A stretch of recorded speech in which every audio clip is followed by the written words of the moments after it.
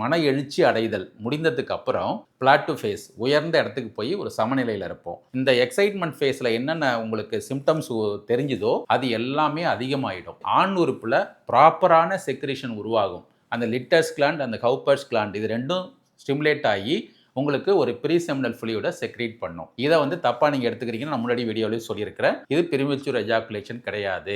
இது செகண்ட் ஸ்டேஜில் நடக்குது. அடுத்தது பெண்களுக்கு என்ன சார் நடக்கும் அப்படின்னா ரொம்ப ரொம்ப முக்கியம். குழந்தை இன்மைக்கு ட்ரீட்மெண்ட்டுக்கு இது ரொம்ப ரொம்ப முக்கியம். இதை நீங்கள் புரிஞ்சுக்கணும். Ballooning effect of the vagina. பெண் உறுப்புங்கிறது சுருங்கி விரியும் தன்மை கொண்ட தசையிலான ஒரு குழாய். பலூனை வாயில வச்சு ஊதுனீங்கன்னா என்ன ஆகும்? இப்படி பெருசாகிடும். Ballooning effect. இந்த பலூனிங் எஃபெக்ட் அப்படி வஜைனா நடக்கணும்னா ஃபோர்ப்ளே குறைந்தபட்சம் 10லிருந்து 15 நிமிடங்கள் குறைந்தபட்சம், மேக்ஸிமம் 25 மினிட்ஸ் 25 நிமிடங்களுக்கு ஃபோர்ப்ளேவில் நீங்கள் ஈடுபடணும்.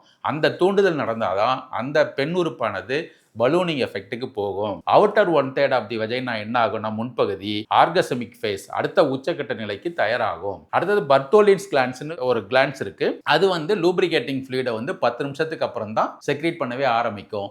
அந்த லூப்ரிகேஷன் ஃப்ளூயிட் அதிகமாக வந்தால் தான் உங்கள் உடல் உறவில் பெயின்ஃபுல் இல்லாத நார்மலாக ப்ளஷரபுளாக அந்த செக்ஸை நீங்கள் என்ஜாய் பண்ண முடியும். இது எல்லாம் 2வது ஃபேஸ் பிளாட்டு ஃபேஸில் நடக்கும்.